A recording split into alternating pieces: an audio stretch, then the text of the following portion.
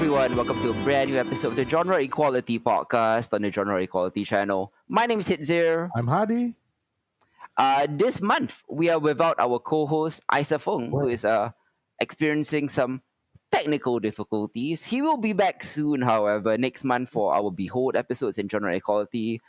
He's not off the show or anything, just, problems with his mic cropped up quite unexpectedly. You don't know how those Windows updates go. Mhm. But we will endeavor to carry on without him here on Genre Equality 59. So much to talk about that, we just didn't want to, we don't want to wait until he figured out his shit. Yeah. He can join us next month, but we're here to talk about lots of stuff, including a bunch of big titles, season ones, big budget shows titles. coming out. Absolutely, big franchises. Two fantasy prequels, competing against each other at the same time on HBO and Amazon Prime, respectively. House of the Dragon season one just recently wrapped up today, as of this recording. Lord of the Rings of Power, also wrapped up on Awesome. Amazon Prime quite recently, alongside other things like She-Hulk, Yay. Attorney at Law, Rick and Morty season 6. Let's go. Hardy will be reviewing the one major superhero blockbuster out in cinemas right Let's now, go.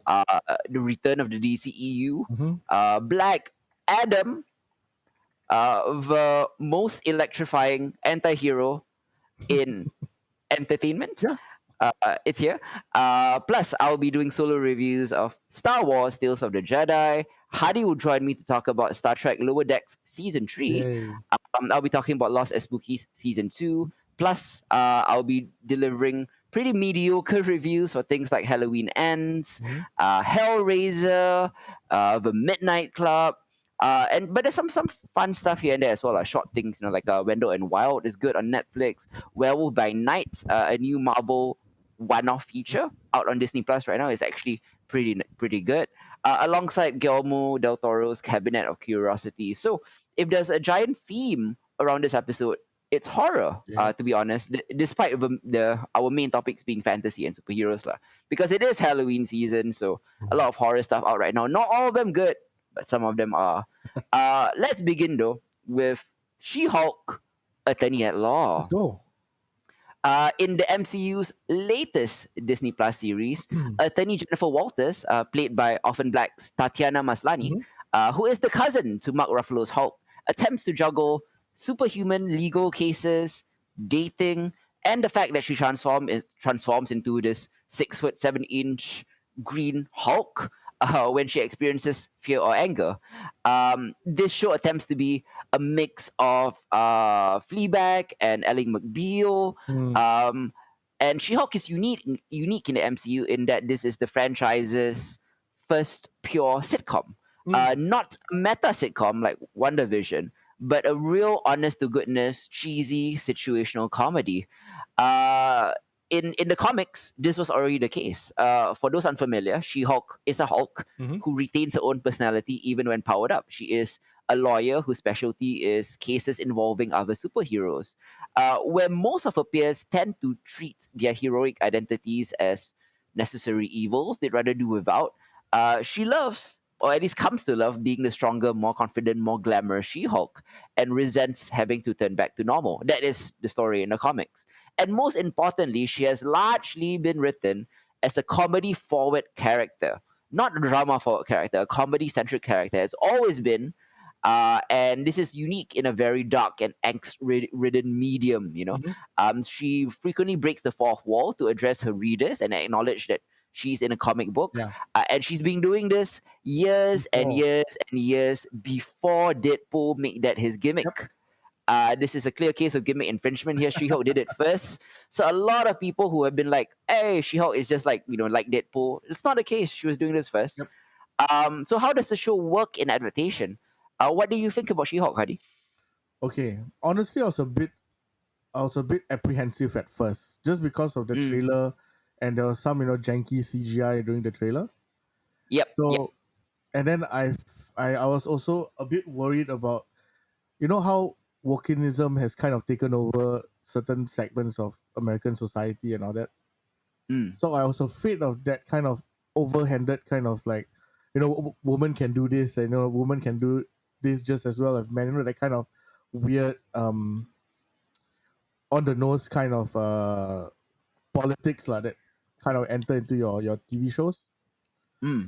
Well, it didn't. It was actually done in a very tasteful way. I felt Yep. a lot of it actually. From her trying to find her clothes. From her trying to figure out her career now that she's a Hulk and a very visible Hulk. And I know where she's always seemed to be in the public eye all the time. All the issues that she has to deal with is something that the other superheroes kind of never have to figure out, lah. Where their public and their superhero persona and their personal life is meshed really closely together, just because of the scrutiny of social media, the scrutiny of the media itself, and just everybody around her, lah. Yep. Yeah, and Tatya Maslany's portrayal of She-Hulk, I think, is top notch. Yep. I think she does a really good job in getting that from that petite, sweet, harmless person, who growing, and Jennifer Walters, her whole journey as well. Tatya Maslany Yep. really does very well in portraying all these changes that Jennifer Walters goes through because of her persona of the She-Hulk. Yeah, so I think I really enjoyed this series. Yeah.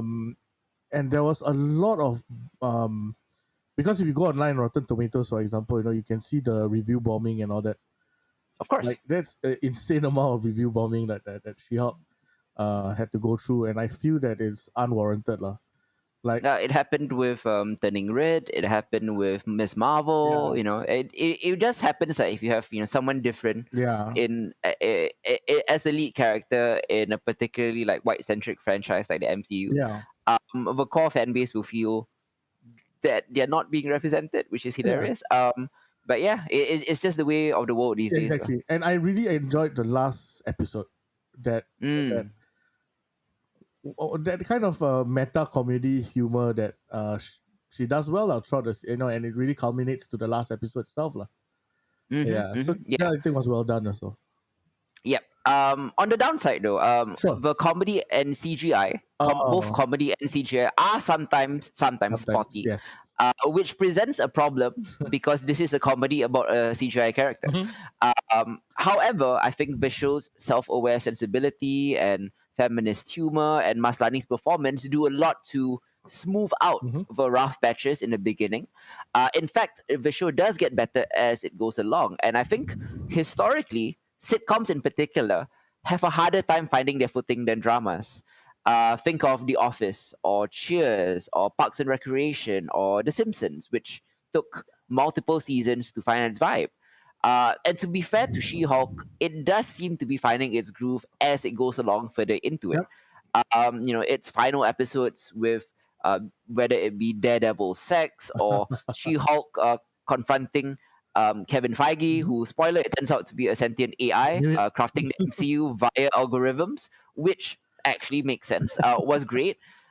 She-Hulk literally climbing out of Disney Plus to confront her writers' room, That's great. and smash MCU's worst tropes, also satisfying. I'm glad that you brought up the review bombing and everything that's been thrown at She-Hulk lately, because hey, as it turns out, the show's main villains are exactly the sexist, stupid, insecure man children who were review bombing the show before even the first episode They aired. felt it, lah. They felt it when they watched it.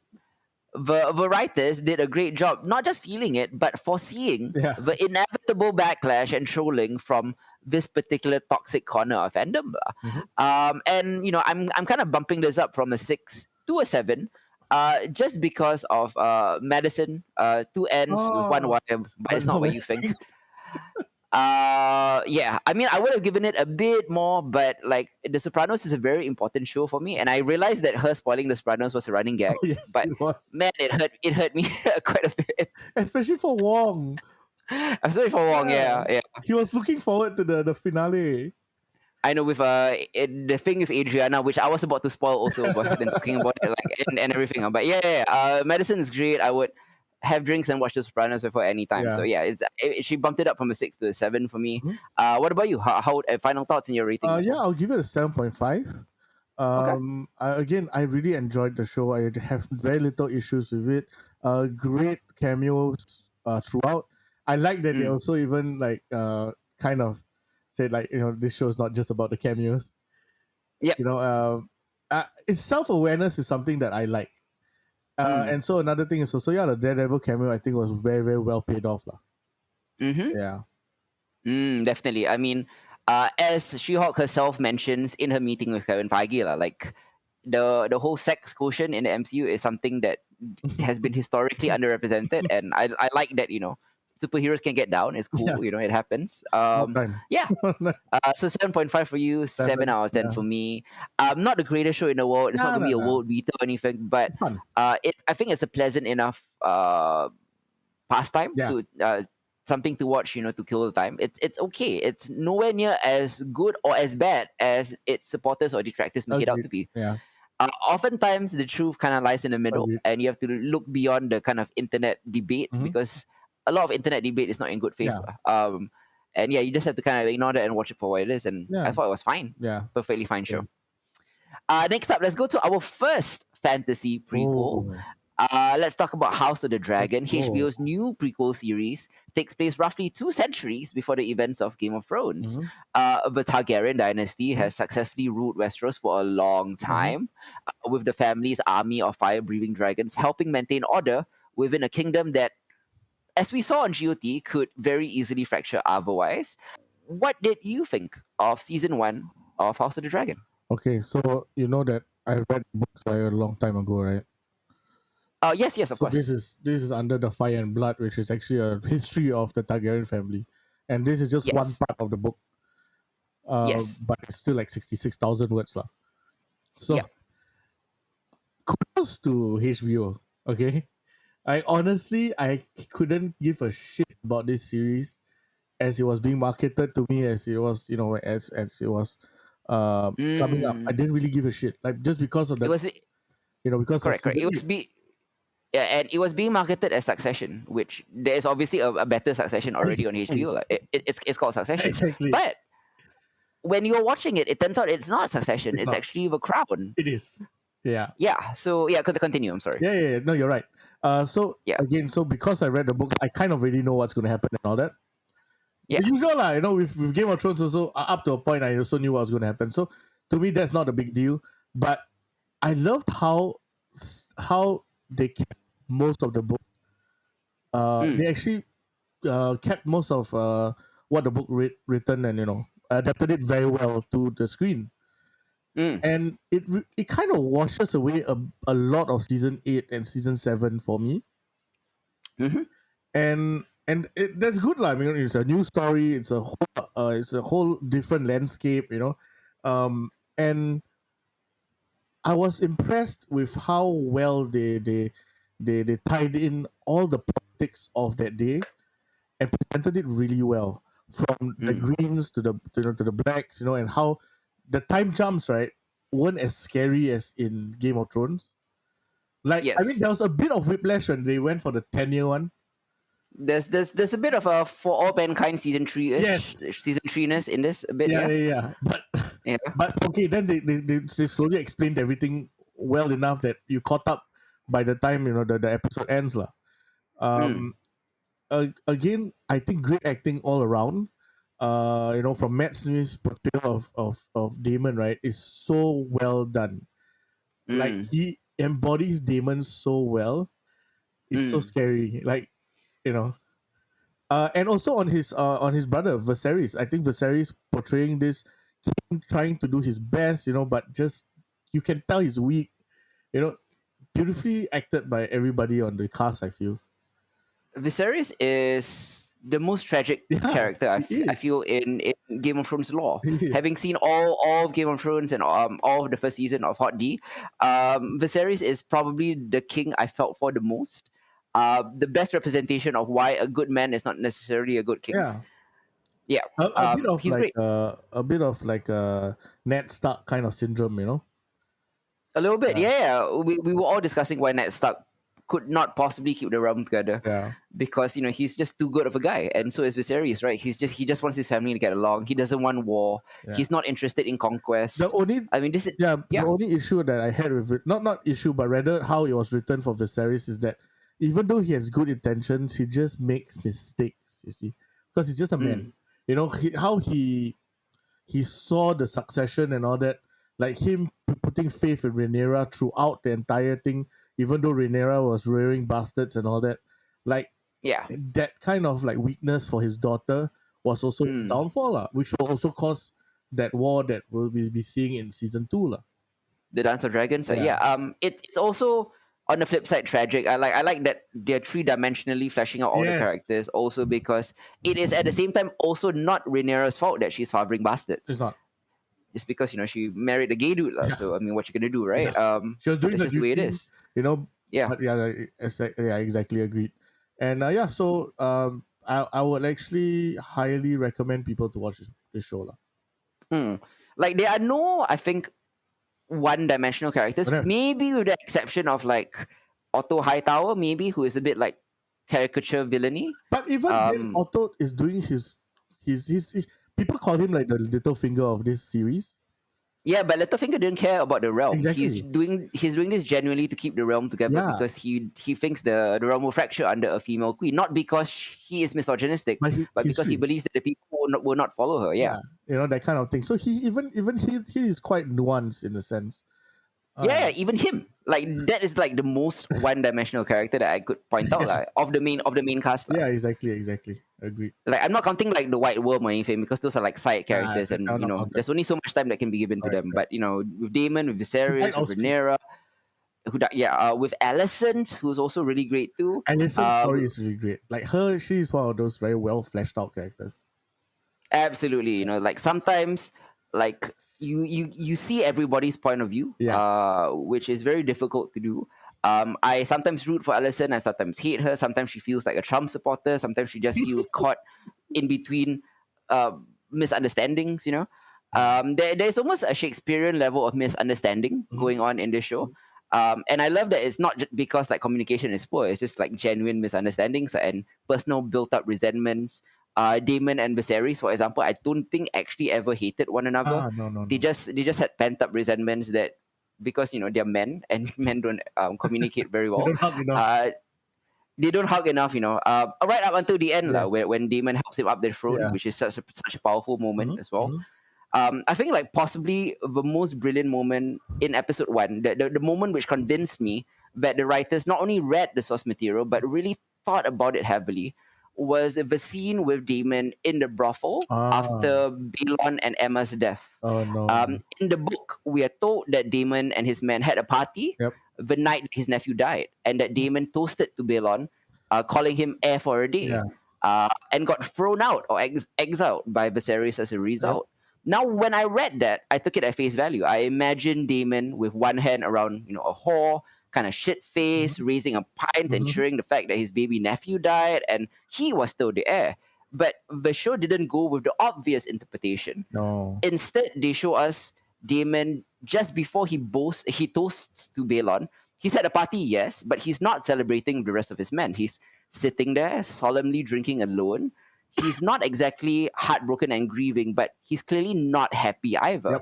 And when he steps up to raise his glass and to make the toast, it doesn't seem to me from Matt Smith's acting that he's about to go like, well, hey, woohoo, Exactly. F day, fuck off, blah blah blah. It seems like he's about to step up, acknowledge his nephew. He was just acknowledging that his nephew was factually heir for a day, and basically acknowledging that some major shit has gone down over the last few days. He's sad about it. He's disappointed, and he lets his men go back to their partying. And then he goes back to a quiet drink. It's a very nuanced interpretation of a black and white scene. That was a moment early in episode 1 that 100% convinced me that this was going to go way better than the Rings of Power, because 100%. I saw that writing and I was like, man, this is genius. And they kept doing variations of like things that we read in a history book. Like we know the facts, but we don't know the motivation. Yes, I was just going to say that. Yeah. So yeah, in that way, it's very much like The Crown, which it's kind of based around historical facts, but then the conversations behind the scenes is left up to your own dramatic interpretation or creative interpretation. And the interpretations that these shows writers took Yeah. convinced me very, very, very early on that they were a lot more thoughtful They than gave a shit, lah. Than Benioff and Weiss. Yeah, because they were on the way out. They were going to do other things and all that, Star Wars and shit, which they got fired from. So Yeah. yeah, this was done by, but George R. R. Martin had a part in this also, right? Like he worked with Condell and Miguel, right? Yep, Miguel Sapochnik. Yeah, so yeah, I mean, you can tell that there was a great love for the project, lah. Mm-hmm. Yeah, brilliant. Yeah, I'll give it. I mean, can we do our ratings? yeah, let's do it. I'm giving this an 8 out of 10. I'll give it 8.5. Okay. Yeah. Fair rating. Yeah, House of the Dragon. Go catch it. It's available on HBO Go if you have not seen the first season, or HBO Max if you live in America. Go rewatch it. I think if you have been left with the bad taste in your mouth by season 7 or 8 or definitely this will wash it out. If you are not into fantasy shows because you picked Rings of Power over Hot D, I think you made the wrong choice. Hot D is way better than Rings of Power. Hell yeah. We'll get into that a couple of topics for now, but man, this was the clear winner of the fantasy prequels. Yep. Very, very clear winner. Not the best show in the world or anything, but when you're competing with utter garbage like Rings of Power, when you're competing with the memory of season 8 of Game of Thrones, I would even say that, like those are the kind of like, if you're an up and coming boxer, like your first 2 fights will be like jobbers, and Rings of Power and Game of Thrones season 8 are like the jobbers. But the real step up in competition is when you compare Hot D season 1 with GOT season 1. And I think they're comparable. Yeah, they are. Yeah, I think they're about on the same level. Yeah. I think Hot D might even be slightly better. Just because they kind of already know what to do.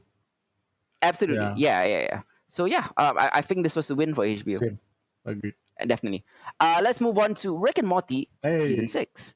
Hot damn, it looks like Rick and Morty is back on form after a couple of weirdly meh seasons. Season 6 does everything we wanted it to do. Yeah. It gets us invested emotionally, gives its characters deeper arcs, and addresses continuity, all while giving us creative, high-concept, episodic sci-fi adventures. The show has finally found its balance, I think, and it has reinvigorated my interest in the show. Anyways, the 5th season finale of Rick and Morty concluded with a game-changing scenario. In an episode titled Rick Murray Jack, we saw the return of Evil Morty and the Citadel of Ricks, both of which were introduced all the way back in the first season in Close Encounters of the Rick Kind. Evil Morty took over the Citadel of Ricks in the season 3 episode, The Rick Lantis Mix-Up. And in the 5th season finale, Evil Morty revealed that in the multiverse, as we've experienced it in Rick and Morty thus far, is not as expensive as we think. Instead, the various universes that Rick and Morty have visited throughout the first 5 seasons were only those that exist within a barrier referred to as the central infinite curve, or as Evil Morty described it, one infinite crib around an infinite fucking baby. It was Rick's way of controlling his own world after losing his wife Diane and his daughter Beth at the hands of another portal-traveling Rick from the future, whom he has vowed to chase across the multiverse with the hopes of killing him. Like almost everything Rick has done, it was created in an effort to keep himself distracted from confronting the pain that he's never properly dealt with. Evil Morty has had enough, and he used the Citadel of Ricks, as well as all the Ricks and Mortys within it, to power an escape into a larger multiverse where there are no barriers created by Rick. What's more is that Evil Morty has rendered Rick's portal gun useless, leaving Rick and Morty to die on the crumbling Citadel.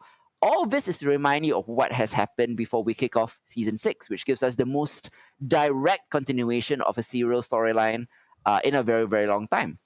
However, just because season 6 digs deep into canonical storytelling doesn't mean that this season abandons the Adventure of the Week formula that makes the series so fun. Without getting into any spoilers, these latest episodes offer the best of both worlds. A growing serial storyline mixed in with one-off adventures here and there. And I think after 6 seasons, it's good to report that Rick and Morty is now letting its characters grow into their own respective three-dimensional people, as both the creators and the actors have such tight grip on who these characters are, where they've been, and where they may be heading. Mm-hmm. Everyone in the ensemble, including Jerry, it's now much more than a Yeah. caricature, and the show seems to get that as the character dynamics gets more complicated without ever straying too far away from the funny, irreverent, satirical, raunchy episode of the week Mm-hmm. things that we know and love. So I think it's found its right balance finally in season 6. What about you, Hadi? What do you think about this one? Yeah, I do agree with that. Season 5, I mean, felt like it was a very interesting way that they ended season 5, right? And so I was thinking, what are they going to do with this whole season 6 thing? And it's just about, they're going on their separate adventures, but the overall arc of that whole portal gun thing. Mm-hmm. You're right. I think the characters are very fleshed out this time. Jerry becomes a very sympathetic character instead of this annoying character. I mean, Punching back. he's still annoying as fuck. Yeah, he's still a punching bag, Yeah. but he's someone that we can laugh at, but at the same time feel bad at laughing at him Yeah, too. like you feel his pain nowadays even more. Yeah. But anyway, I would say that the introduction of Space Beth into the whole family Family dynamic dynamic. is Yep. also interesting, especially that episode between the Beths. Like that was an interesting experiment on like, would you? I think I I would. would. I mean, yeah, Yeah. So Isn't this a Loki Sylvie situation? it is. That was immediately that's what I was thinking about as well. So Yep. so kudos on the writers again to come up with a very innovative way of showcasing the adventures of Rick and Morty. But at the same time, not forgetting to flesh out the family dynamics as well. Like I felt that there was a lot more family moments throughout this series, just because also that Rick is kind of stuck there, lah. Yep. You Yep. know, um, I mean, episode 6. I mean, apart from all the good stuff from episode 1 to 5, episode 6 with the dinosaurs was Yeah. hilarious. Yeah. Yeah. I think overall this has been a really a good return to form. Yeah. For Rick and Morty. That's the I'm second actually half, giving right? this. That's the second half. So yeah, we're currently reviewing only the first half of season 6. Nice. And so far I liked what I've seen, Same. and I think I'm gonna give it the highest rating I've given Rick and Morty since season 3, which is a 7.5 out of 10. All right. Yeah, I was 7.5 sounds fair. Yeah, definitely, Yeah. man. Next up, though, let's move on to another sci-fi animated comedy, Hey. Star Trek Lower Decks, season 3. As we've discussed previously, Lower Decks is both a beautiful love letter and a ruthless parody of Star Trek. All of Star Trek, of which It's also there canon. is, yeah, I mean, all of Star Trek, of which there is a lot. There's a lot of Star Trek out there. Nice. Some of it is great, some of it is bad, some of it is weird, some of it is fun, some of it is silly, some of it is profound. There's just too much to wrap your head around. Sure. This animated series is made by hardcore Trekkies Yeah, man. who have clearly seen every single second of the thousands of hours of the franchise, Yeah. because everything is referenced, even the deepest The cuts, deep cuts are insane. celebrating all that makes Star Trek good, and also good-naturedly poking fun at all the bad stuff in between. Season 3 finds the animated series set in the late Next Generation period, after the events of Star Trek Nemesis, and it really hits its stride here, I feel. The jokes are funnier, the characters are continuously on point, and the storytelling, which is certainly goofy, but it's still very much in line with the basic tenets of Star Trek. Because as much as Lower Decks likes to make fun of Star Trek minutiae, it is truly, madly, deeply in love with the canon of the franchise and what the franchise represents philosophically and morally. What do you think about season 3? The stories that were told were great. But what I really love again was the development of all the characters itself. I feel like Boimler has gone through quite a bit this season. Yep. Especially culminating at the finale, I feel. Yep. The relationships between all the cadets, I guess, ensigns lah. Okay. Again, is the heart and soul of this show lah. Yep. And man, I mean, I don't want to talk about the Easter eggs and all the deep cuts because there's so many of them in every episode, Mm-hmm. and like it makes sense for you to like go back and catch those episodes that they're referring to, Yep. just so you have like a better understanding of what I mean, not to have a better understanding, but rather a more fleshed out idea of what's happening, lah. Mm-hmm. Because it's not like as if without that understanding, the show is worse, you know. Yep. That it doesn't suffer from that. Like the Easter eggs and deep cuts is just for the Trekkies who have been around Mm-hmm. for very long, you know. Mm. So it's good. Like it's just an extra reward for you lah for loving Star Trek, you know. Yep. But the story itself has so much heart, you know. You really feel for this crew just because of you know, they are never seen as the heroes lah. Mm. However, among the other, you know, the other lower decks, right, around Starfleet, they are gaining their reputation, you know. So it's Mm-hmm. kind of fun to see that, like, oh, like other ships are talking about them, you know. Like, Yep. and but these are the guys that you will never talk about, you know. This is not your Kirk, this is not your Picard, you know. This is not your Discovery, right? They're not even Geordies, you know. Exactly. Yeah. Yeah, and so to have like to have the episode, you know, when that other California ship was around, and like Yep. how they were so like actually they were like fanboying over Boimler and over you know, Absolutely. it was so great to see because they deserve that reputation because of all the things that they went through lah, you know. And Mm. that's the kind of thing with you know, your even though it's called Star Trek Lower Decks and it's supposed to be focused on like the weirder side of the Federation, right? In the end, Yep. it has that same kind of heart that all Star Trek shows have lah.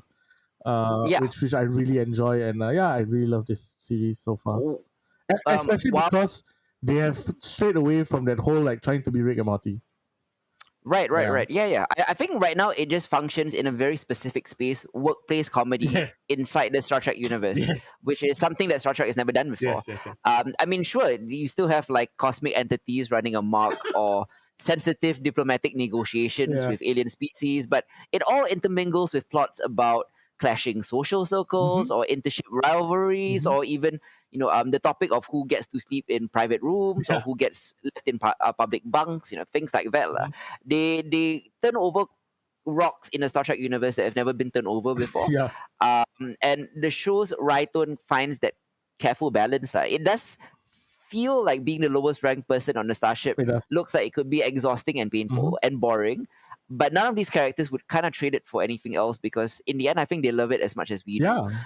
Um, as teased in the trailer, this season returns, I think, in its biggest episode to Mm-hmm. Deep Space Nine, Mm-hmm. which is a nostalgia bomb It for any was. Trek fan who desperately misses that show. Yeah, man. This is some sort of Easter egg. Like Deep Space Nine is like right there. It's the setting of an episode, However, the episode itself avoids making it all about the guest stars. Yes. I mean, yes, there are two Deep Space Nine cast members who return to voice their characters, but it instead lets the station serve as the backdrop for a story focused on the core Lower Decks Yes. cast. Correct.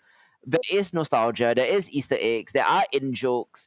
The hilariously specific references are all there. The crew of the Cerritos loves Deep Space Nine as much as the Trek fan does, Yes. but that wasn't the point of the It episode. wasn't. Lower Decks is smart enough to know that we want to return to these locations and their incredible characters, but wise enough to integrate them into the existing show organically. Mm. It's emblematic of what the entire show does so well. But there's another episode that breaks format in a major way, Oh. sidelining nearly every member of the main cast Oh to yes. focus on a minor supporting character and their increasingly strange adventure on an alien planet. There was. Spoiler alert, the sentient, super selfish CPU computer box named Peanut Hamper from Hey. season 1 is back, and she finds a life on a primitive planet of bird people who who she may learn the value of love and sacrifice and community And they're from. Luddites, right? Because they reject technology, right? Yeah. So by finally intermingling with these people, she learns the value of sacrifice and community, Falling in love. or not. LOL. No spoilers. The episode is a big swing. It is. It is something that evokes I'm gonna say a mix of Avatar and Wall-E, more so than Star Trek. And it sidelines comedy for large portions of the story to Mm. focus on painting a touching portrait of an alien world and those who inhabit it. Yep. Yep. It's bold, it's weird, it's funny. It's also very, very earnest. Mm. It's a very, very big swing. I think it might hit hard for some people and it might miss hard for some people, but I appreciate that they're at a point where they can try stuff like this. Yeah. I think this is definitely a show produced by people who've been dreaming about Star Trek their entire lives. They want to be in Star Trek. Mhm. They want the universe to be real. And to these writers and directors and animators, like even the worst job in Starfleet is the dream come Yeah, true. man. And I think the show emphasizes that very wholesomely. Yeah. So any last thoughts before you give your rating? It's a must watch for me. Yeah. Yeah, definitely. I'm giving this a 7.5 out of 10 too. Yeah, I'll give it an 8. Yeah. Very nice. Okay. Let's move on to The Lord of the Oh, Rings, The Rings of Power. oh my god. We go from one heavily hyped prequel series to a beloved fantasy epic to another. In fact, this Lord of the Rings prequel is billed as the most expensive show in the history of Yeah. TV. Amazon paid 250 million just for the rights Mhm. to Tolkien's world, Wait, and the wait. series. To the I'm rights sorry. of the appendixes. Correct. Yeah. Yeah. Just to be clear, that 250 million is not to the first age and that means Silmarillion, no. No Lord of the Rings, it's just appendixes. Yep. And the series reportedly cost $750 million To make. just for season one. Yep. That is over $1 billion. My God. People kept saying like God, Game of Thrones was expensive, Hot D was expensive. Hot D and Game of Thrones is not 10% of this show's budget. Mhm. It's crazy. The only show that's ever kind of come close to this budget is Friends, weirdly enough, but that's because of the salaries. Yeah, yeah. The only company that could have afforded something like this is Amazon, because what is $1 billion to Jeff Bezos? Yeah. Chump change. I think I mentioned this before. Amazon Prime is unlike other streaming services. It's not required to make money because it's never meant to be profitable. Amazon Prime, It's a, the video, it's a, yeah. is just meant to be a service you get because you're an Amazon Prime subscriber. Yeah, so this is never meant to make money. Yes, and similar to that, The Rings of Power was clearly a vanity project for Bezos, who was. wanted his own Game of Thrones. Yeah. He is quoted in several, Wall Street Journal articles when Rings of Power came about, right, when it was first greenlit. He just said, I want my own Game of Thrones. That's it. That's the only reason the show exists. So what do you think were the results of all this money and everything? How was The Rings of Power season 1? Fuck off, okay? Because first of all, again, we are huge Lord of the Rings fans. Okay. Sure. When I was a teenager, it was one of my favorite things to read. It was my first 1,000+ page book that I read. Like, it has so many memories for me because of the movies also as well. The Fellowship, the Fellowship, 2000 and Return of the King was such seminal movies at the time, and really shaped my idea of fantasy and my idea of what to expect from a fantasy film. And the book itself, to in detail to language, to build this vast, rounded world, right? And to see this just fucked in the ass, essentially, Yeah. in this TV series is so frustrating. I Yeah. wanted this to work, because I'm such a huge fan. I really wanted this to work, but because it was second age. Second age had so many mysteries. There's so many gaps in the second age because Tolkien purposely left it vague because it's supposed to be mythology. It's not like the Silmarillion and not like the Lord of the Rings. So this was supposed to be this very mythologized time. Because there were the Yeah. Numenorians. There were the dwarves and the elves at their nascent stages. Or rather, going through this whole thing. So like the fact that it suffers so much from bad writing to bad acting to bad costume design to just sometimes it doesn't even make sense what is happening on screen. There are so many. it's so disrespectful. You know, I feel like I hate this show. Like I've never hated a show as much as Rings of Power. Mm-hmm. You know, nothing. Even season 8 of Game of Thrones, I don't hate as much as this show. Right. You know, this show, I think Hidze told me this a few weeks ago. Fan fiction, but It's fan fiction, yeah. bad fan fiction because they have good fan fiction out there. Hey, there's a lot of fan fiction that's better than the actual film, and Exactly. this is not one of This them. is not. Yeah. This is like oh my god, like you would. I cannot. There's nothing to compare it to. It's just so badly done. You know, to the trying to tie the stories in was so. It was, you know, so brutally. You know, like there was no nuance at all. You know, from having all these mystery boxes. You know, of who's Sauron. You know, of who are this who is Idar and all that stuff. Trying to figure out this. You know, like putting all these mystery boxes for no fucking reason. Right. You Right. know, Yeah. it's like just fuck you lah. You know, why do you? I mean, okay, you just made it because like Jeff Bezos said, make it lah. You know? Yep. And the half foods fucking pissed me off so much. They're the worst people of the show. You know, they were going to abandon their friends, you know, to go and die. They seem like terrible people that should They go were extinct. so terrible. I'm like, these are the bad guys, not the orcs. The fucking hobbits are the bad guys, you know. Yep. Oh man, there's so many. There's so many problems. Everything that was. I mean, the only. Like I'm just dumbfounded. I literally have no good thing to say about this show. Agreed with everything you just Yeah. said.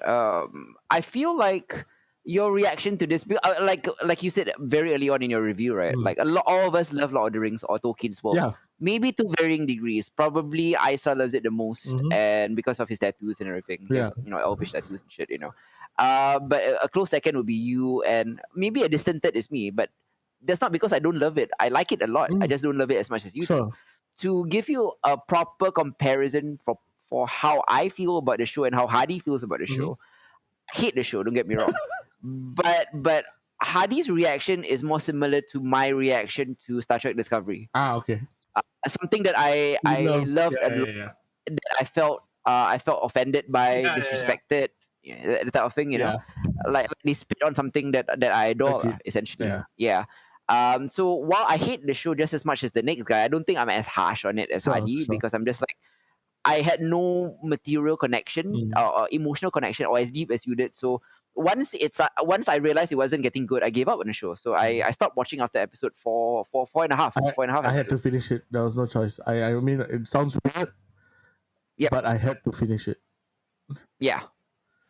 I think there was a moment in episode 5, like I was just like, I think this is the point of no return. There's no coming back from this. So because like, you didn't watch the later episodes, right? Yeah. So you know when they introduced Mordor? Sure. Okay, so basically the volcano erupted lah, okay? And then the next episode, it erupted in the last part of one of the episodes. And then on the next episode is what happens after the eruption lah, right?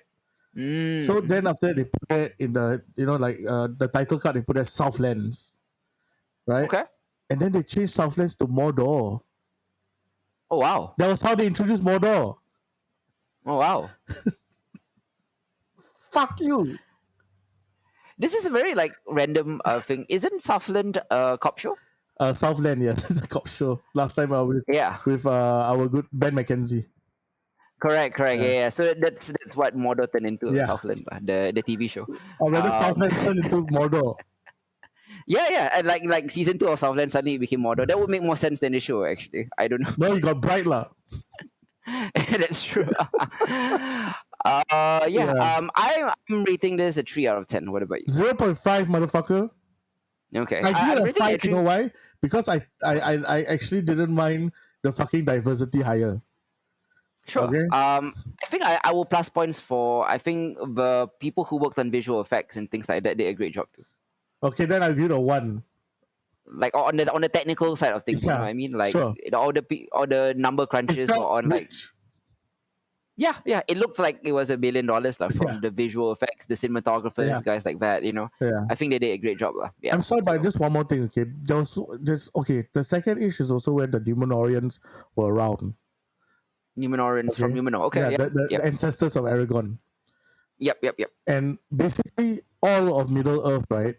The Numenorians would have built great, like great, what do you call it? Majestic, like Minas Tirith and all that are built by them.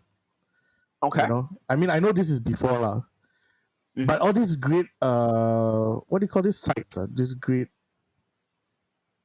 Tourist tourist attractions. attractions, yeah, right? Like Minas Tirith, like Hell's Deep, like Yeah. Weathertop, all these places in Middle Earth, they are littered with all these Numenorian archaeological sites, lah. Okay, Sure. Yeah. yeah. I know what you mean. Yep. So, and so we actually went to Numenor in this season, right? I saw. Yeah. And it was the most like, you know, you're expecting great stuff from Numenor, and I felt that Numenor just felt like any other fantasy city out there, Mm. you know, and that Yeah. was the thing. Like, if you wanted to go back to Numenor, you better really up the game, you know, to something Mm. fantastical and something, you know, grandiose that it made. You know, look at House of the Dragon when we went to Dragon Pit. You know, when they did the whole like coronation of Aegon, right? Oh, at the sets. Yeah. Yeah, look how there's a Dragon Pit actually, not yeah, the Great Step and whatever lah. Yep. Yeah, look how grand that looked. You know, Mm. even though it's like dark and dusty and shit like that, right? It still looked grand and big and like impressive. You know, Mm. going to Numenor didn't feel impressive at all, and that Mm. was something that like I just pissed me off. Like, I don't know, man. I just want to see how. Too bad Stephen Colbert can't really like express his true feelings because I really want to see him rant on this show. Mm-hmm. Yeah. I know what you mean. Yeah. Okay. Yeah. That's it. Whatever. Fuck this show lah. 1 out of 10 for you. Yeah. 1 out of 10. 3 out of 10 for me. Neither one of us is obviously recommending this, No. so give it a miss if you can. I know it's already been renewed for season 2, right? It's confirmed for 4 seasons. Oh goddamn. Okay. So you'll be our resident reviewer for this. Yeah. now, Yeah. since I'm it's, gonna have to watch this. No choice. it's your world. Anyways, let's move on to quick hits number 1, where I'll be talking about some of the movies and TV shows that my co-host Hardy has not been able to see. Yep. I'm going to begin with Lost Espookys season 2. Seeing as it's Halloween season, as I mentioned, there seems to be an abundance of horror-centric shows on TV right now. But the brilliantly bizarre HBO series Lost Espookys might be the strangest and funniest of them all. Ever since the first season of Lost Espookys premiered in 2019, this Spanish language series has become a sleeper hit. It feels like an outlandish fever dream set in an unnamed Latin American country. Created by Julio Torres, Ana Fabrega, and Fred Armisen, the show follows a group of millennial goth friends who turn their passion for horror into a business. How do you turn a passion for horror into a business? They stage fake supernatural events for clients who pay them. Fake hauntings, monster attacks, stuff like that are their stock and trade. In the pilot episode in season 1, so that I don't want to spoil season 2, so I'm going to give you the premise of the pilot episode from season 1. The team are hired by an older priest losing favor with his congregation because of a younger cleric with great hair and glossy lips. So he asked Lost Espookys to fake an exorcism to boost his reputation. So yeah, that's the type of thing. It's like a reverse Scooby-Doo. You're rooting for the people who are setting up the scares rather than the people who are solving it. But in the world of Lost Espookys, Yeah. real supernatural phenomena also bump against the handcrafted stuff that the group creates. For example, a member of Lost Espookys is possessed by a water demon, whose only goal is to watch the 2010 Colin Firth film The King's Speech. Oh. That was her goal for possessing various hosts in season 1. Until she finally possesses one of the Lost Spookies who watches the film for her, and then they're watching it together. In fact, the end of season 1 was that she was very disappointed when she watched it and did not understand how it won an Oscar. In season 2, having accomplished her goal, the said water demon abandons her parasitic ways and decides that she's done being a parasite for so long, so she wants to earn a living, and then she ends up as an unpaid intern in the US embassy. This is that type of show where that type of thing can happen. So after a 3-year hiatus due to the pandemic, it's such a joy to have Lost Espookys' brand of off-kilter oddball humor back on TV. Amazingly, the show seems to have gotten even stranger and even funnier in its sophomore season. It picks up shortly after the events of the first season, The gang is once again up to their old tricks. Though all different in comedic disposition, each character hits all the right notes to make for an ensemble unlike any out there. There is the more measured Ursula. There is the oblivious Tati, who is the star of the show. There's Andres, who is quite arrogant, and the uncertain Ronaldo, who's the leader of Lost Spookies. But altogether, they've gotten very good at this horror gig. There's also the return of Tico, played by Fred Armisen, as well as some other new faces who prove to be glorious surprises. No gag goes to waste, and every additional horror creation they make remains splittingly funny. It is as ridiculous as ever, though it never coasts on what we've already seen because it keeps inventing new things. It grows into something new all the time. The story this go around kind of questions surrounds a presidential election in this unnamed Latin American city. There is also Ronaldo, the leader of Los Espookys, who's haunted by the ghost of the recent winner of a beauty pageant who was impaled by a stage prop. Tati, who is one of the show's most bizarre characters, discovers a talent for rewriting famous novels. So Tati wants to become an author, and she tries to find inspiration by listening to audiobooks, not realizing that audiobooks are based on real books. So she is literally transcribing audiobooks into novels No. and then selling them.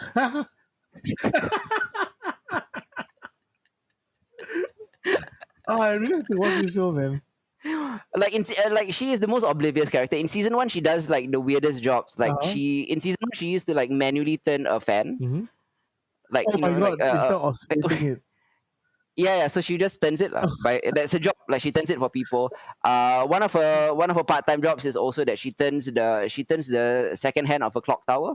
Oh no! Things like that. Then what happens? Okay, never mind. So yeah. So nobody in this unnamed Latin American city ever knows the time because it's always wrong. It is awesome. Yeah, Tati is truly like a joy to behold. Without giving away what she gets up to this season, each new path that she goes down arrives at the destination that proves to be funnier than most other comedies out there. And even the show was just built around Tati, it'll be worth watching for her alone. But it's an ensemble piece, and every character is given a lot to do.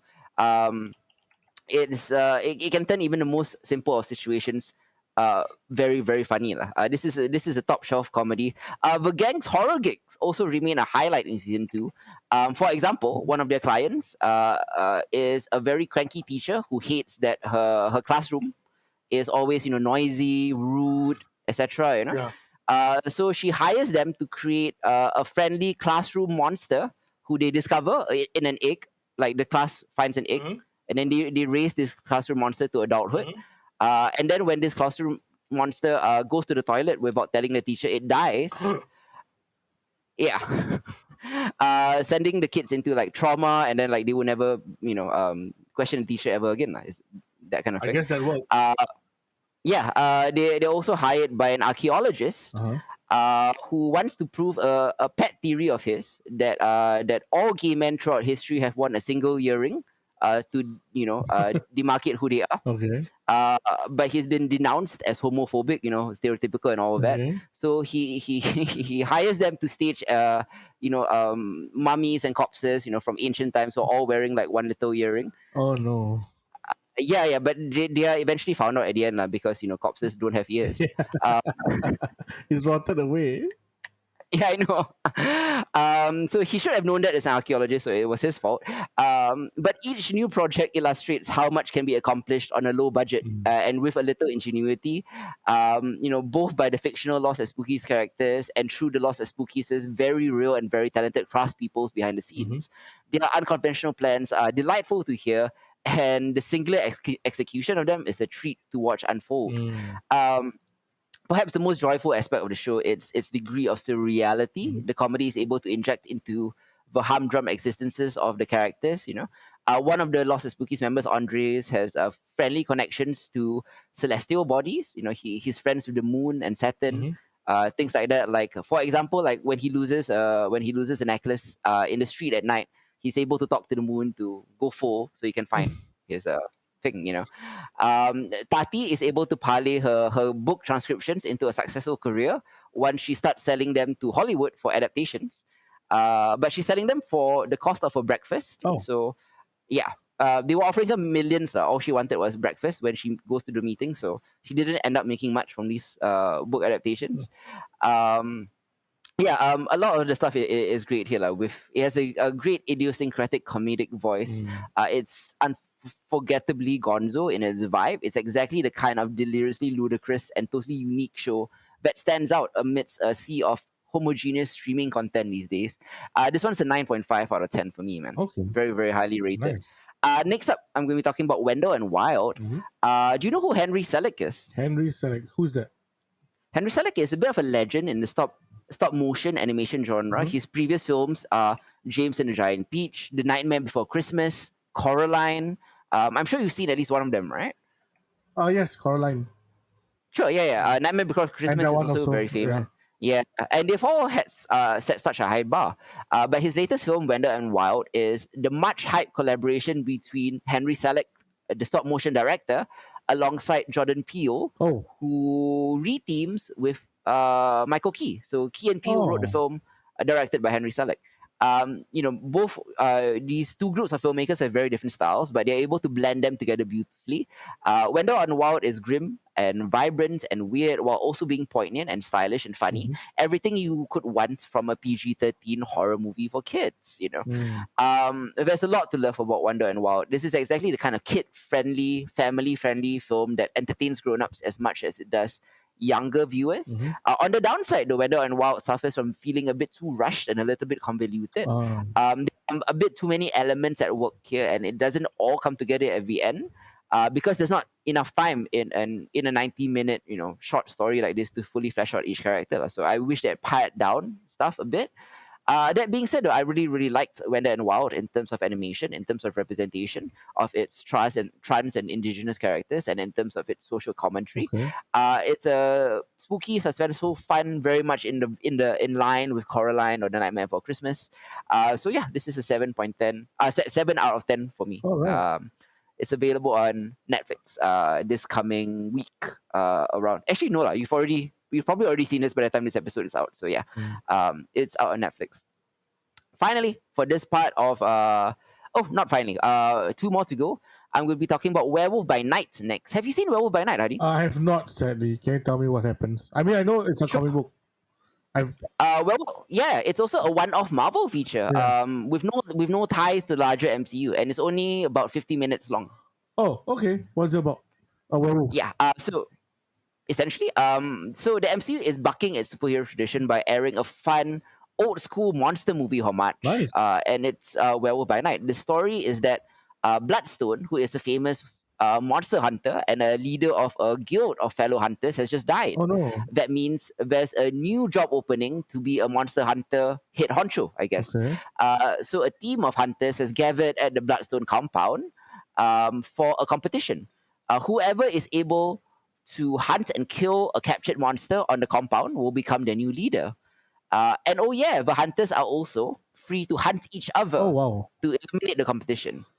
Okay. So the competition is hosted by Bloodstone's widow, absolutely delightful, played by a woman named Harriet Sampson Harris, who's perhaps the best part of the whole special. So the competition has brought together several characters, including 2 unlikely additions. One is Jack, played by Gael Garcia Bernal, who seems way too nice and polite when compared to the other hunters. Then there is Laura Donnelly, who is Elsa Bloodstone, Bloodstone's estranged daughter who hates her family tradition and wants to ruin this whole hunt thing. So what beastie is being hunted? Is it the titular werewolf or is it something else? It's actually not the werewolf. I won't tell you since the special plays it as a mystery. But when the werewolf does show up, I was ecstatic to see that it was an actor wearing makeup. So many modern werewolves are CGI and they look awful. So kudos for bringing back practical werewolves. The movie is directed by legendary composer Michael Giacchino. This is his first directing effort. And he stylishly invokes classic Universal monster movies. The black and white cinematography, the fake cigarette burns on the sides of the reels, to signify real changes. The black and white cinematography lends the entire endeavor a moody, atmospheric vibe. There's one particular scene where the werewolf is illuminated by bursts of light, and it looks wonderful. It's nothing too deep or profound or too emotional, but as a slice of like popcorn Halloween entertainment, man, this was really really fun. So I'm giving this a 7 out of 10 as well. Oh, okay, wow. Finally, I'm going to be talking about Star Wars Tales of the Jedi, something that I Oh, think Hardy will be very interested in yeah. when it comes out in 2 days' time, Mhm. as of this recording. Star Wars Tales of the Jedi is a series of animated shorts that explore the lives of Jedi from the prequel era. It totals 6 episodes, but it's split into 2 parts. So one half follows the fall of Count Dooku as he becomes the Sith Lord Darth Tyrannus, Uh-huh. and the second half follows the early life of Ahsoka Tano, long before she becomes Anakin's Padawan. Mm. All in all, Tales of the Jedi brings an emotional ballast to the past that fills in some very exciting blanks in the prequel trilogy. It is short enough to make an easy watch while providing many intriguing new details about two key players from both sides of the Force. The show is a joy to watch, and it's also a wonderful companion piece to fans of the Clone Wars. Yeah. It's got some really fun stuff, but it gets quite dark when it needs to be. It has appearances from familiar faces from the animated series, if you're a fan. There's a lot of new layered stories, and it allows for some interesting world building. It crafts two beautiful character driven Uh-huh. stories over long periods of time, as in like the episodes are not long lah, but the duration of the, what do you call it, like the era spanning is long, it's like Dooku's story Uh-huh. spends his entire life, for example. um so yeah, it just works. The dual stories of Ahsoka and Dooku blend well, and it gives you two perspectives of the Jedi Order, alongside with some insight about what it means to either be a Sith Mhm. or a Jedi. Dooku's story was great, in particular. I think I didn't know what to expect, but Dave Filoni knows what to give the fans lah. Sure. But 3 episodes give you context for a lot of events of the films and takes a deeper look into the motives and the psyche of Dooku. And then comes the Ahsoka splurge. Like I think, like many people in recent years, I know many of yours favorite characters in the history of Star Wars. She's one of mine too as Yeah. well. And seeing her past was beautiful. Mhm. If anyone loves the character as much as I do, you will not be disappointed. It is so cool to see animated Ahsoka back in action, and she is just as badass as ever. There's even a showdown with an Inquisitor at one point, which is a great sequence. Nice. The show format has seriously great potential in terms of storytelling, and it opens the door to hearing much earlier stories from many great Star Wars characters. Like let's go even earlier than the prequel era. Let's go even further Mm. than Rise of Skywalker. Like there's so many one-off anthology things that this show can do. Yeah. Don't miss it. Is my review for it. Nice. Basically, 8 out of 10 for me. Wow. Yeah. That's a good ass rating, man. I mean, we love Dave Filoni's animated Star Wars stuff, Yeah, yeah, and yeah. this one is no exception to it. Nice. He always delivers, always Yep. delivers. This is probably going to be the best thing in the Star Wars world up until I think Mhm. Mando season 3 comes back next year, or the Ahsoka show comes Yeah. in February. I am loving Andor though. Do you have any like preliminary thoughts on Andor now that we're halfway through the show? Andor is great so far, man. I mean, I know you had a bit of misgivings at the beginning of it, but I've come around. yeah, great character development because we just know Andor from the what Rogue One. from Rogue One, and that was a very short period of time. So yeah, to see his character really fleshed out, to see his motivations and all that slowly growing as the episodes go by, right? Mm-hmm. Kind of cute, huh? Kind of great to see. And also, this is the side of Star Wars that is rarely explored. So I Absolutely. really like it. Like, especially what's happening in the Senate. You can kind of get a glimpse of that through Mont Mm. Mothma, Yeah. and the whole.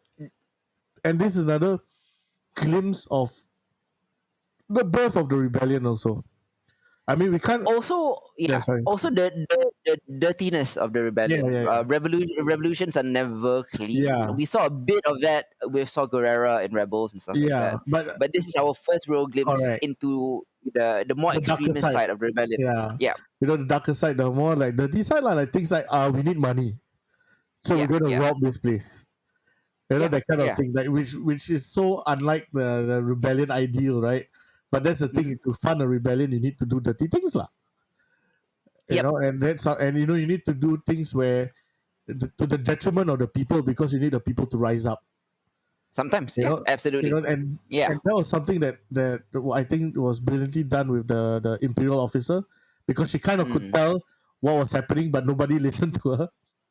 You know? Oh, we'll talk more in depth Yeah, about this next month yeah, when we talk definitely. about Yeah. the But that kind entirety of of thing. it. So I like that kind of like imperial politics. I kind of like the Mm. exploration of Star Wars away from the Jedi Order, away from the Skywalker story. You know, Mm. just something different. Yeah, Yeah. This is gonna sound shocking to a lot of people, sure, but my two favorite characters in the show are actually Imperials. sure. My number one favorite character is that woman you're pointing out, Mm-hmm. the very smart intelligence ISB officer Mm-hmm. who's kind of figuring this out. Mm-hmm. And also the real tryhard dude from the corporation Yeah, I security. want to see what happens to him. Here's a so far quite an interesting story arc. Yeah, like I find myself very intrigued by him because he's so relatable. He's just a guy who wants to do well and he thinks, he's Yeah, doing what's he's not best. good or bad. You know, he's just doing his job. And it really goes to show that if the Empire kind of listened more to these people, like it might have actually been Yeah, it successful. might have lasted more than 18 years. Yeah, right. Mhm. You have, but like every like capitalist evil system is like bogged down by bureaucracy. Yeah.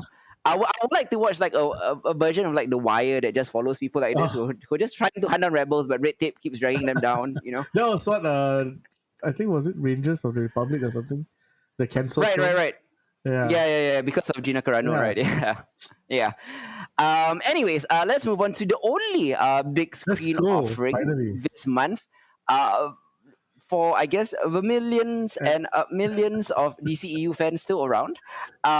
Black Adam is in cinemas. He's being played by Dwayne "The Rock" Johnson. huh. What do you think about the DCEU's latest attempt to revive its Come franchise, on. Black Adam? This was fun. All Okay, right. Black Adam wasn't the disappointment that I thought it was gonna be. okay, Just because the delays and the like the a lot of uncertainty before the actual uh production and all that. I remember. Like, sure, yeah. so I have to say, hey, it was fun. It doesn't do anything new, or I mean, apart from the Rock killing people, lah. Hmm. This is the Rock's most brutal character he has ever played, lah. Right, Where right, he right. just he's fighting against, lah. Hmm. But what is great is I feel that the relationship between him and the introduction of the JSA, right? Justice Society, Yeah, sure. Justice Society, and and Black Adam kind of have this weird, I feel very well done relationship lah. Okay, I enjoyed the portrayal of most of the characters. okay, The first two acts were my favorite part. okay. The third act I felt was a bit unnecessary, but then that's the kind of like the formulaic thing, right, where you have the big bad at the end, right? Mm. Yeah. So that I felt a bit like you didn't really have to have the third act. Like All you right. could have just done with like him getting imprisoned and all that, and end the movie there. You know what I mean? Okay. That would make it a better movie, I feel. Okay. However, yeah, yeah, it wasn't disappointing for me. I felt all his it lived up to my expectations, and I had a lot of fun watching this. Hmm. Yeah, that's about it. All right. Can you tell us a little bit about spoiler alert here? Sure. A little bit about the post-credit scene that Oh everyone's shit! talking Yeah, about. sorry. So I've read that it features Superman. So what's it all about? Can you tell me about So it? basically, okay, this. So you haven't watched it there? I walked out after about half an hour You because I hated it. motherfucker!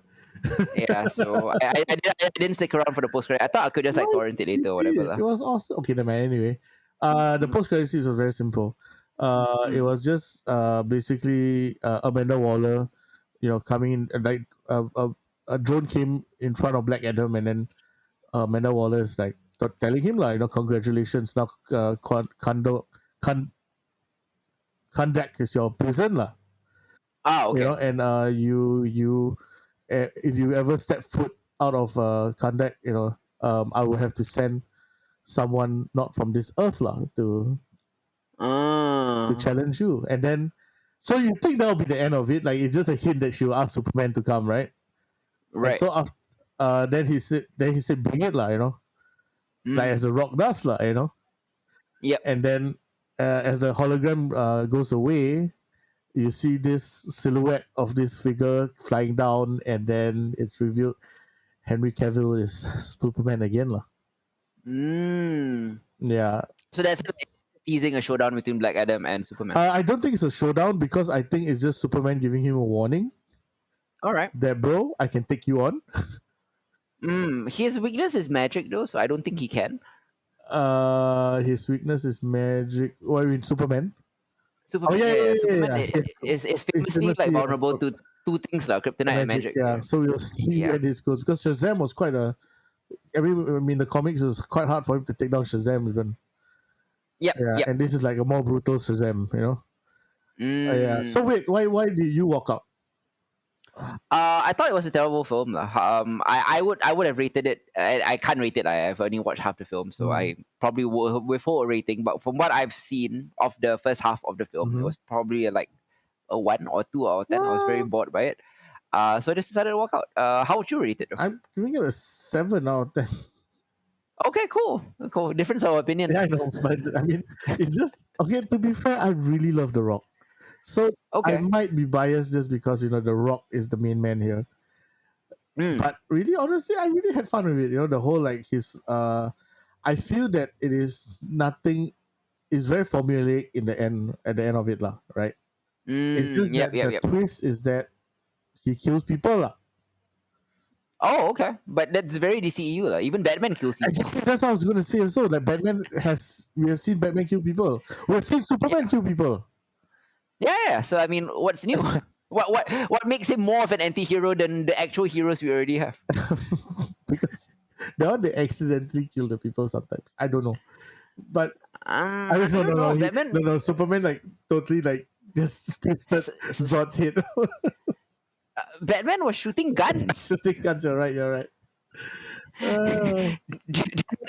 Quote unquote accidentally killing people. Maybe that's what they found in the police reports, but that's not what happened. Stay until like when the JSA arrived and all that? A little bit lah. I think I just like gave up during that point. I remember. Okay, that's interesting.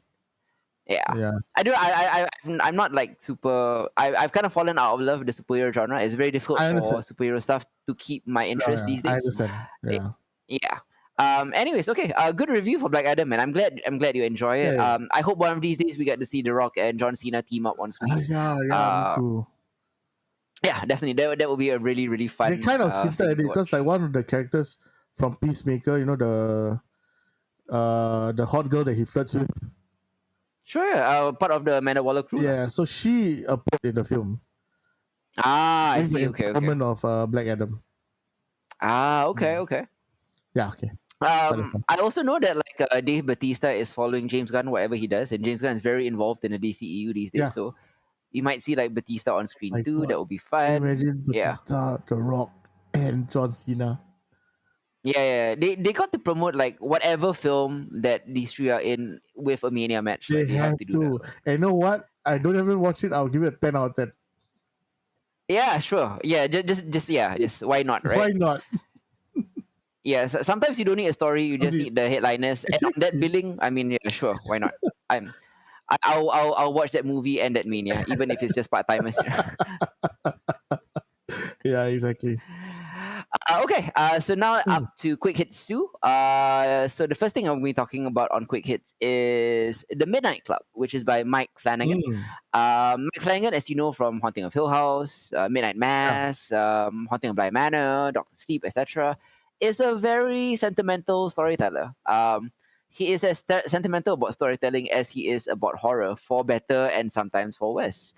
This has led to a very unique heartbeat in his work. There's like this aching pain that you can find in The Haunting of Hill House, or his dedication to making us see the demons in The Shining in a different light with Doctor Sleep. He is an excellent storyteller that uses horror not to scare you, but to tug at your heartstrings. That's why it seems that Mike Flanagan would be a great fit for this show, which is adapted from Christopher Pike's 1994 novel of the same name. It follows a group of 90s-era college-age teenagers who live in a hospice for terminally ill youths. So the hospice has a very simple mission to provide a space for the dying to transition on their own terms, meaning helping each patient appreciate life again rather than spending their final days terrified of death. But the kids have a secret ambition. They have a plan in this group in the Midnight Club. Whoever dies Uh huh. first will give the remaining Midnight Club members some sort of sign from beyond to prove that it exists, to prove to the group that the end isn't really the end after all. So, like all of Flanagan's previous programs, the Midnight Club re-examines and subverts horror tropes standard to a show involving haunted houses and cults and death lurking at every corner. So instead of watching patients get picked off one by some supernatural villain, the series invests its characters in emotional perils. Mm. By now, prospective viewers should be familiar with Flanagan's brand of horror, more moody than menacing, more gracious than gory. But even for established fans, his latest is his, in my opinion, Mm-hmm. least successful in terms of Oh. marrying admirable ambitions with entertaining story. Okay. The Midnight Club aspires to change the conversation around death, but such a heady uh, and necessary, I guess, conversation and ideas aren't necessarily well embodied by what quickly devolves into a cheesy, scattered, and frustrating tale. Flanagan leans so heavily on gooey and preachy melodrama while going so light on scares or even resolutions to his central mysteries that I think this latest show by Mike Flanagan is a dud. His first ever, I Oh think. no, It's a 4 out of 10 for me. that's sad. What is not a dud though is Guillermo del Toro's Cabinet of Oh yeah, how did Curiosities. this go? It is produced and hosted by the Oscar-winning Uh filmmaker. huh. Cabinet of Curiosities is an anthology collection of live-action horror films Nice. released just in time for Halloween. Mm. It ranges from the macabre to the magical, from the gothic to the grotesque, or sometimes even just classically creepy stories. Altogether, there are 8 sinister tales, including 2 original stories by Del Toro, and they were brought to life by a team of writers and directors personally chosen, handpicked by Del Toro. So it features weird and uncanny standalone stories from Jennifer Kent, who was the writer director of The Babadook. Mm. It has a standalone story from Panos Cosmatos, who Okay. was the writer director of Mandy. There is a standalone story from Vincenzo Natali, who is the writer director of Cube, and a standalone one from Anna Lily Amirpour, who is the writer director of the Iranian vampire film A Girl Walks Home Alone at Night, Uh huh. and so many more great filmmakers. So it's a very veritable smorgasbord of dark delights, I think, and it has something for every type of horror fan. There is the claustrophobic and nauseating battle between grave robber and a vermin in Graveyard Yet. There is Tim Blake Nelson having a terrifying subterranean adventure in Lot 36. Mm-hmm. This show is the perfect treat for Halloween season, I think. Naturally, like all anthologies, the quality may vary, but at its best, Cabinet of Curiosities is an excellent way to spend your time. My favorite is Anna Lily Amirpour's installment, The Outside. It is based off on a short story by comics author Emily Carroll, and this horror comedy take on the insecurities of a young woman in a nondescript suburban neighborhood, in my opinion, is a knockout. I won't spoil the details because the magic of the episodes, and indeed all the episodes, are about the unfolding of it. Think of it Okay. like a Twilight Zone. Nice. You don't want to know the premise; you just want to Watch. watch it unfold. Got it. Exactly. Got it. Yeah. It's very very good. An 8 out of 10 for me. Nice. Okay. Finally, down to the last two. I'm going to be talking about Halloween Ends Mm-hmm. now. After 44 years, the saga of Laurie Strode and Michael Meyer finally concludes. Or so we are supposed to believe it does, I guess, with Halloween Ends. This film wraps up the trilogy of movies that began in 2018 when David Gordon Green rebooted the franchise. This finale marks a significant improvement over the cartoonish political commentary and the dim-witted characterizations of 2021's Halloween Kills. Uh huh. But just because it's an improvement doesn't mean it's also good. Yeah. This is not good at all. Oh. Halloween Ends lacks a central logic and spends an inordinate amount of time on things that fail to matter. And I also think it sounds naive that Halloween Ends is marketing itself as the end of the Halloween franchise because. I mean, come on, lah. This is Hollywood, Yeah. right? Lah. And they like to reboot everything every like 1 or 2 years. Mm. Hopefully this IP does stay dead though, because even despite Jamie Lee Curtis giving it her all, the Halloween franchise is definitely out of gas because this one was tedious, joyless, and convoluted. A 1 out of 10 for me. Oh wow, that's sad. Yeah, yeah. If you do recall, I gave Halloween Kills a 0 out of 10, so this was an improvement. I wasn't lying about that one. Finally, I'll be talking about Hellraiser, which is a reboot of Clive Barker's stylish, artistic, gooey, kind of kinky horror picture, adapted from his own novella, The Hellbound Heart. This film became a big hit and introduced audiences to the Cenobites, which are. Have you seen Hellraiser? Yeah. It's not the new one. Okay, yeah, but you know the premise, right? The Yes, yes. Cenobites, this group of like S&M Yep, creatures, yep. stuff like that. So this one is a sort of reboot slash Oh, sequel okay. to it. As we all know, there are 10 films in the Hellraiser franchise, and each one is worse than the last. It became quite dire lah, by film 10. Like it became really diminishing returns. Every film was worse than the previous one. The next one was worse. Then the next one was worse. Then the next one was worse. Mhm. The series regressed, and then Pinhead became something cool. Went from something cool and scary into like more of a Freddy Krueger style slasher, kind of spouting one-liners and stalking people just like any common serial killer. So over the years, as the franchise grew worse, there was plenty to talk about. A potential remake or reboot or reimagining or whatever you want to call it. Ah, Now that it's happened on Hulu, Pinhead is back. She's played by Jamie Clayton, the first ever female Pinhead, uh-huh. which is kind of like pointless. Like, what is the point of a female Pinhead? There is no, Just wanted like to have a female in it. sure. That's it. Hellraiser 2022, it feels very, very lacking, and not for lack of trying. Oh, Pinhead and the new Cenobites here are effectively scary and strange. They all have slick new designs, but the film is so murky and dark that you might need to boost your TV brightness. It was like that one episode of Game of Thrones, the big battle. mhm. But you just imagine that for like 2 hours. Um, or even, that Hot D episode where they were on Driftmark. Yeah. So the real issue, however, is that it all kind of feels generic. I don't even love Barker's original film that much, but it felt different. Like Barker was never the best filmmaker, but he knew how to create an otherworldly atmosphere that stuck in your brain. I can't say the same for what's going on here. On top of that, there is the inherent kinkiness built into the series is kind of completely gone. Sure, there are sex scenes, but they're all fairly vanilla. Okay. Hellraiser 2022 is the best the franchise has been in a long while since the first one. Is the best of the 10 movies that came from the first Hellraiser, but that's not saying much. It's only a 5 out of 10 for me. Okay. 5 out of 10. Yeah, that wraps it up for this edition of Genre Equality. We'll be back next month to talk about one of the most fun shows on FX, Timothy Olyphant's Justified. Yeah, we'll talk all about that show middle of next month. Plus, Genre Equality 60 has a lot of big topics as well, including, as we mentioned earlier, say again? Genre Equality is 5 years old.